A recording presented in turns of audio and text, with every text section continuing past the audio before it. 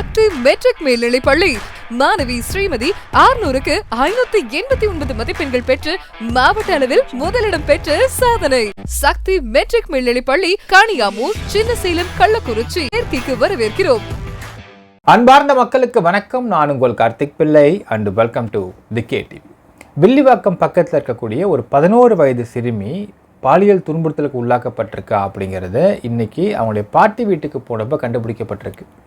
என்ன நடந்துச்சு, இல்லை யார் சம்மந்தப்பட்டிருக்காங்க, இதற்கான இதை ஒரு சட்ட ரீதியாக பார்க்குறப்போ இது ஒரு அஃபென்ஸாக பார்க்கப்பட்டாலும் ஒரு மெடிக்கல் சயின்ஸ் இதை எப்படி ஒரு நோயாக பார்க்குறாங்க, இது என்ன மாதிரி நோய், இதுக்கு குணம் இருக்குதா, குணப்படுத்த முடியுமா முடியாதா, எல்லாத்த பற்றியும் டீட்டெயில்டாக பார்க்க போகிறோம் இந்த பதிவில்.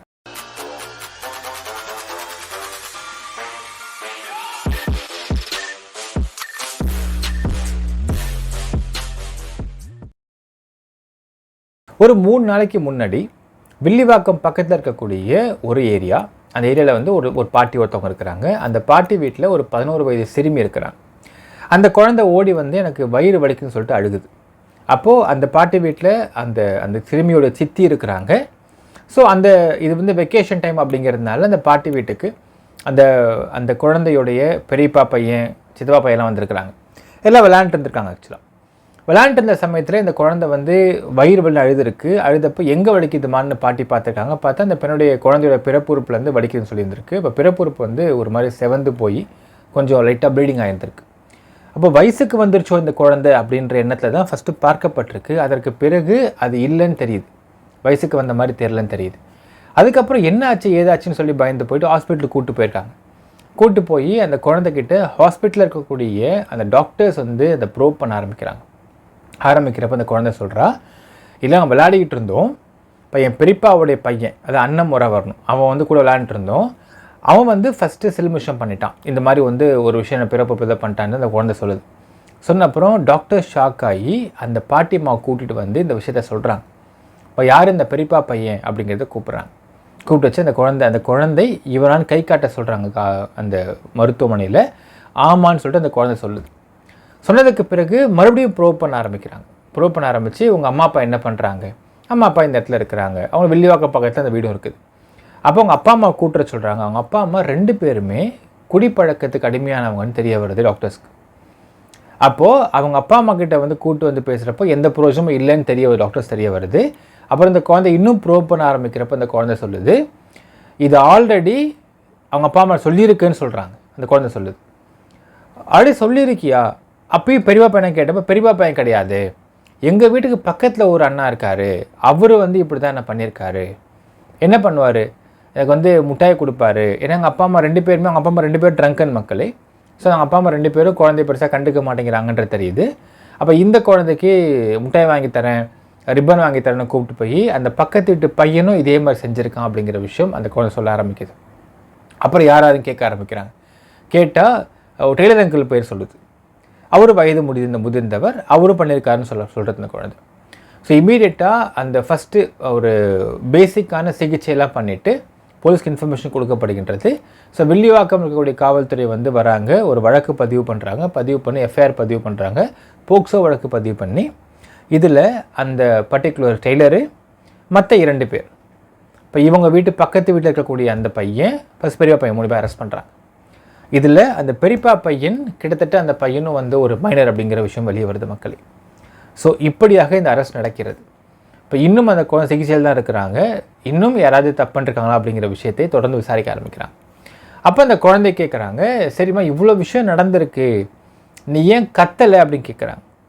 அப்போது இவங்க அப்பா அம்மா 2 பேரும் எங்கேயாச்சும் வெளியே போயிட்டாங்கன்னா இந்த குழந்தைய கொண்டு போய் எங்கே விடுவாங்கன்னா பக்கத்து வீட்டில். ஸோ பக்கத்து வீட்டில் இருக்கக்கூடிய அண்ணா ரொம்ப நல்ல பழக்கம் அப்படிங்கிறதால அந்த குழந்தையில கத்தக்கூட முடியாமல் அந்த குழந்தை அந்த அண்ணாவை பார்த்தா பயந்து ஒதுங்கிறது, பேசாமல் இப்படிலாம் பண்ணிட்டுருக்கு இந்த பொண்ணு. அதே மாதிரி டெய்லர் அங்கிளும் அதே மாதிரி தான், ஏதாவது வெளியே போகிறாங்கன்னால் அவங்க கண்ட்ரோல் விட்டுட்டு போயிருக்காங்க. அந்த டெய்லருடைய அந்த பழக்கம் அப்படி தான் ஏற்பட்டிருக்கு.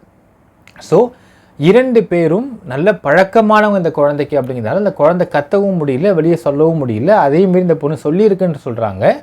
அவங்க அம்மா அப்பா பெருசாக கண்டுக்காமல் இருந்திருக்காங்க.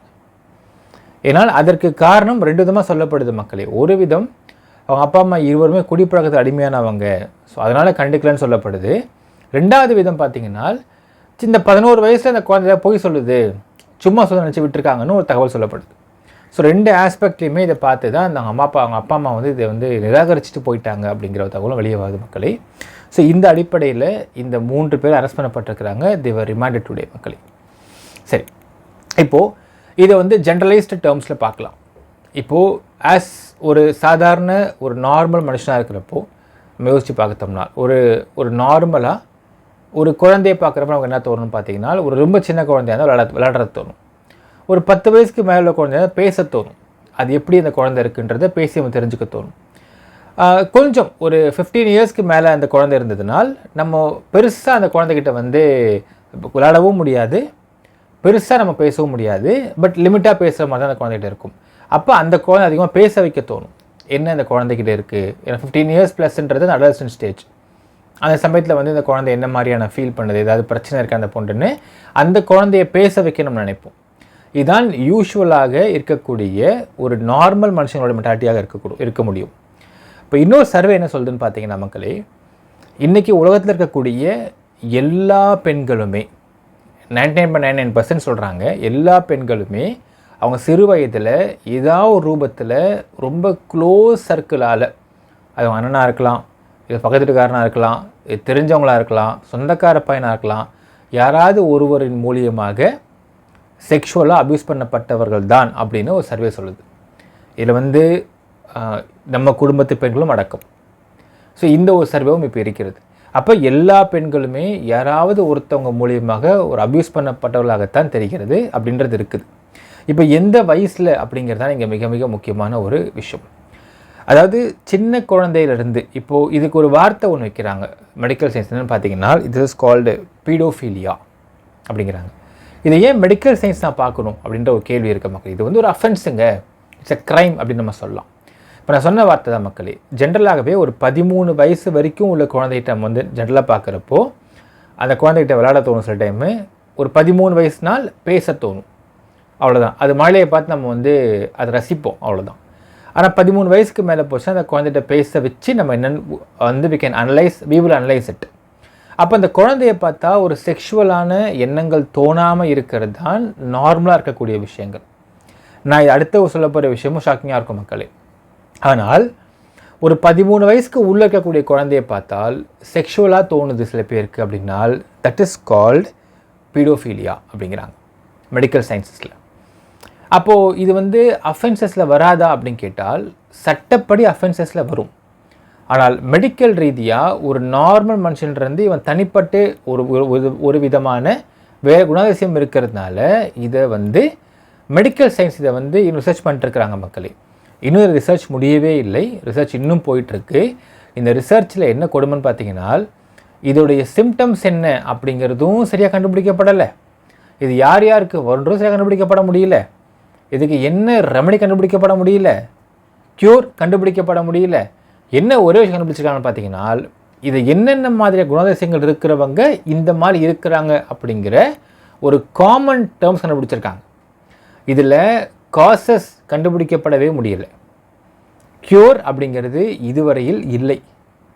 பட் என்னால் சில தெரப்பீஸை மட்டும் பயன்படுத்தி குழந்தைகள் பாதிக்கப்படாமல் இருக்கிறதுக்கு என்னென்ன முடியுமோ அதை வந்து பண்ண முடியும் அப்படிங்கிறத இப்போ சயின்டிஃபிக்காக ப்ரூவ் பண்ணியிருக்கிறாங்கன்றது தான் இங்கே வந்து ஷாக்கிங்கான விஷயம்.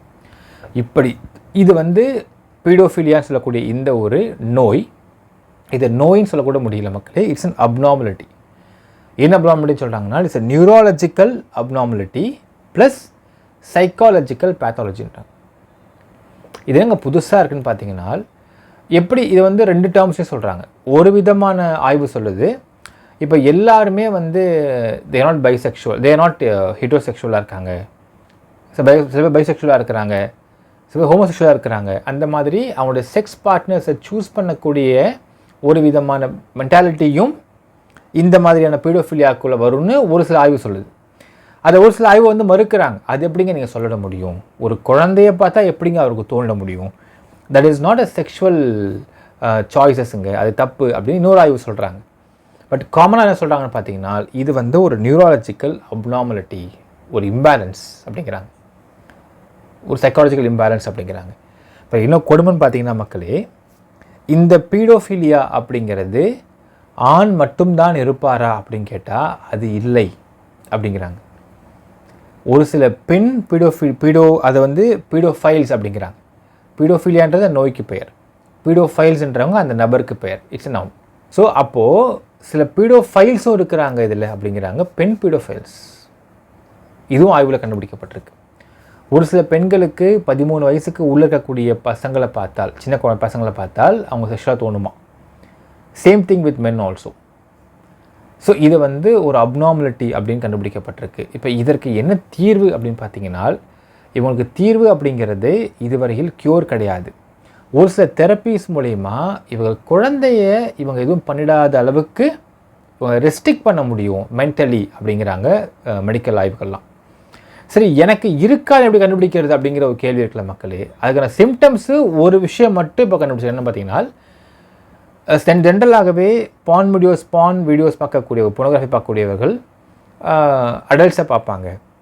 ஆனால் சைல்டை பார்க்குறவங்க இருக்கிறாங்க. அது 1 or 2 times பார்க்குறதுன்றது வேறு. ஆனால் தொடர்ந்து சைல்டை மட்டுமே அந்த போனோகிராஃபியில் பார்க்குற மாதிரியான எண்ணம் தோன்றுகிறது என்றால் அப்போது that person maybe A paedophile அப்படின்னு கண்டுபிடிச்சிருக்காங்க. ஸோ அப்படி இருக்கும் பட்சத்தில் அவங்க உடனே டாக்டர் அணுகணும் அப்படிங்கிறாங்க. ஏன்னால் அவர்கள் மூலியமாக ஏதாவது ஒரு சில குழந்தைகள் அவங்கள அறியாமலேயே பாதிக்கப்படுறதுக்கு இல்லை பாதிப்பை உருவாக்குவதற்கு வாய்ப்புகள் அதிகம் அப்படின்னு கண்டுபிடிச்சிருக்காங்க ஆய்வில். ஸோ இன்னொரு விஷயம், முக்கியமாக உலகத்தில் இருக்கக்கூடிய எல்லா பெண்களுமே 99% அவங்க கூட ரொம்ப க்ளோஸ் கான்டாக்டில் இருக்கக்கூடிய ஏதாவது ஒரு நபரால் அவங்க வந்து டச்சில் பாதிக்கப்பட்டிருப்பாங்க, ஏதாவது பாதிக்கப்பட்டிருப்பாங்க. ராங் டச்சாக இருக்கலாம், இல்லை வேறு ஏதாவது விஷயமா இருக்கலாம். ஸோ செக்ஷுவல் ஹராஸ்மெண்ட் அப்படிங்கிறது எல்லா பெண்களும் பாதிக்கப்பட்டு தான் இருக்கிறார்கள். இதுவரையில் எல்லா பெண்களுக்கும் எடுத்துக்கலாம், இது சர்வே சொல்லக்கூடிய விஷயங்கள். ஆனால் அது பீடோஃபைல் அளவுக்கு, அந்த ஒரு விஷயம் அளவுக்கு ரொம்ப டீப்பாக போகின்றது அப்படிங்கிறது ஒவ்வொரு பாதிப்பாக சொல்ல வேண்டும். இப்போ இதில் இந்த மாதிரி சிம்டம்ஸ் யாருக்காவது, அது ஆணாக இருக்கலாம் பெண்ணாக இருக்கலாம், அப்படி இருக்குது அப்படின்னால் உடனடியாக அவங்க சைக்காட்ரிஸ்ட்டை பார்க்க வேண்டியது இருக்குது. இது க்ரைம் நடப்பதை தடுப்பதற்கு முடியும் அப்படிங்கிறாங்க. இப்போ இந்த ஒரு கேஸில் எடுத்துக்கலாம். இப்போ அது ஒரு ஆய்வு சொல்கிறாங்க. இப்போது இது சட்டப்படி குற்றம், ஆமாவா? ஆமாம் கரெக்டு. இப்போ சட்டப்படி குற்றம் அப்படிங்கிறத இவங்க சட்ட ரீதியாக மட்டும் தண்டிச்சுட்டு இப்போ ரிமாண்ட் பண்ணிருக்காங்க. இந்த 3 பேரை இப்போ ரிமாண்ட் பிடிச்சி வெளியே பெயிலில் வருவாங்க. வந்தால் அந்த சமுதாயம் ஒரு மாதிரி பார்க்கும், சமுதாயம் இழிவாக பார்க்கும். அப்போ கேவலமாக வந்து அவங்கள வந்து ஒரு மாதிரியான அவங்களுக்கு ஒரு தனியாக பிரித்து பார்க்கக்கூடிய ஒரு விஷயம் உண்டாகிவிடும். அப்போ இது அவங்க வீட்டை மாற்றணும், இடத்த மாற்றணும், சமுதாயத்தை மாற்றணும், எல்லாத்தையும் மாற்ற வேண்டிய சூழ்நிலை ஏற்படும். இது என்ன ஆகும் அடுத்தது அப்படிங்கிற கேள்வி வரப்போ சொல்கிறாங்க, இது ஆப்வியஸாக அவங்களுக்கு வந்து it will lead to obsessions. அவங்க வந்து மென்டலாக பாதிக்கப்படுவாங்க. மறுபடியும் ஆல்ரெடி இது வந்து ஒரு நியூரலாஜிக்கல் இம்பேலன்ஸ் தான், மறுபடியும் மென்டலாக பாதிக்கப்பட ஆரம்பிச்சிருவாங்க. அப்போ எனக்கு மட்டும் ஏன் இப்படி இருக்குது, நான் ஏன் தோணுச்சு, நான் தப்பாக இருக்கேன்னா, நான் இப்படி ஆரம்பிச்சு சொல்லி தோண ஆரம்பிச்சிடும். இப்போ இது ஆட்டோமேட்டிக்காக அப்சஷனில் போய் முடிஞ்சு சில இடங்களில் தற்கொலை கூட போய் முடிஞ்சிடும் அப்படின்னு சொல்கிறாங்க இன்னொரு தரப்பில். இப்போ இந்த மாதிரியான ஒரு சில மெடிக்கல் ரீதியான சிக்கல்களை தமிழக அரசாங்கம் மட்டும் இல்லை, உங்களுக்கு சட்ட ரீதியாக பார்க்கும் பொழுது இதனை மெடிக்கல் ரீதியாக ஒரு சயின்டிஃபிக்காக அப்ரோச் பண்ணி இதை திருத்த முடியுமா அப்படிங்கிறதை பார்க்க வேண்டும்ன்றதான் நம்மளுடைய தாழ்மையான ஒரு கோரிக்கை மக்களே. இன்ஃபேக்ட் பார்த்திங்கன்னா மக்களே, ரேப் பண்ணக்கூடிய நபர்கள் கூட இந்த சைக்கலாஜிக்கல் இம்பேலன்ஸ் இருக்குதுன்னு ஒரு மெடிக்கல் ஆய்வு சொல்கிறது. இப்போ அடுத்து வெளியே வந்து அவங்க யாருமே ரேப் பண்ணாமல் இருப்பாங்களா அப்படிங்கிறதுக்கான கேள்வி. இப்போ ஆல்ரெடி பார்த்திங்கன்னா ஒரு ரேப்பிஸ்ட் அப்படிங்கிறவன் சீக்கிரம் பெயிலில் விட மாட்டாங்க. பெயிலில் வந்து வெளியே வந்தாலுமே அவன் வந்து சமுதாயத்தில் ஒதுக்கி பார்க்கப்பட வேண்டிய ஆளாகிடுவான். ஸோ ஒரு 14 years கழிச்சு அவன் வெளியே வரான்னு வச்சுக்கோங்களேன். வெளியே வந்ததுக்கு பிறகு அவனுக்கு நாடி நரம்பெல்லாம் ஒடுங்கி போய் வருவான்றது நமக்கு தெரிஞ்ச விஷயந்தான். ஆனால் இது அடுத்தவனுக்கு இன்னொரு விஷயம் சொல்கிறாங்க. இன்னொரு ஆய்வில் வந்து ரீசெண்டாக படித்த ஒரு ஆய்வு சொல்கிறாங்க, இந்த ரேப் பண்ணுற இந்த மென்டாலிட்டி அப்படிங்கிறது ஆன்செஸ்ட்ரலாக வருமா ஒரு ஆய்வு எடுத்துகிட்டு இருக்கிறாங்க. இப்போ சப்போஸ் நம்மளுடைய தாத்தாக்கள் ஒருத்தவங்க ரேப் அசால்ட் பண்ணின ஒரு அக்யூஸ்டாக இருக்கிறாருனால் அவருடைய ஹெரிடிட்ரி அப்படிங்கிறது அந்த மென்டாலிட்டின்றது பேரனுக்கோ இல்லை அது பேரனுக்கு பையனுக்கோ வருமா அப்படின்னு ஒரு ஆய்வு பண்ணிட்டு இருக்கிறாங்க. இன்னும் ஆய்வுக்கான முடிவு கிடைக்கல மக்களே. ஸோ இந்த அளவுக்கு இருக்கும் பட்சத்தில் கோர் லெவலில் இறங்கி அதை குணப்படுத்தி விட்டால் உங்களுக்கு க்ரைம்ஸ் குறையும் அப்படிங்கிறத பார்க்க வேண்டியது இருக்குது. ஸோ இந்த பீடோஃபைல் அப்படிங்கிறது வந்து இப்போ அதிகமாகிட்டு இருக்கிறதாவும் ஒரு ஆய்வு சொல்கிறாங்க. ஏன்னா பார்த்தா தெரியும் மக்களே, ரீசெண்டாக கடந்த 1 வாரத்தில் மட்டும் 3 கேஸ் இந்த மாதிரி வந்துருச்சு. ஒன்று பாண்டிச்சேரி, இன்னொன்று வில்லிவாக்கம், இன்னொன்று வந்து சென்ட்ரல் சென்னையில் ஒரு இடத்துல நடந்திருக்கு. ஸோ 3 வழக்கு இது மாதிரி வந்துருச்சு. ஸோ இந்த பீடோஃபைல் அது அதிகமாகுதுனால் எதனால் அதிகமாகுது அப்படிங்கிறது இன்னும் கண்டுபிடிக்கப்படாமலே இருக்கிறது. அதுக்கான தீர்வை நோக்கி பயணப்பட வேண்டும். உங்களுக்கு 2 விதமும் சரி, சுகாதாரத்துறையாக இருக்கட்டும், காவல்துறையாக இருக்கட்டும், தீர்வு நோக்கி பயணப்பட வேண்டும் நம்ம தாழ்மையான கோரிக்கையாக இருக்கிறது. என்ன நினைக்கிறீங்கன்றதை கமெண்ட்டில் மென்ஷன் பண்ணுங்கள். நன்றி, வணக்கம். சக்தி மெட்ரிக் மேல்நிலைப் பள்ளி மாணவி ஸ்ரீமதி 600க்கு 589 மதிப்பெண்கள் பெற்று மாவட்ட அளவில் முதலிடம் பெற்று சாதனை. சக்தி மெட்ரிக் மேல்நிலைப் பள்ளி காணியாமூர், சின்னசேலம், கள்ளக்குறிச்சி சேர்க்கைக்கு வரவேற்கிறோம்.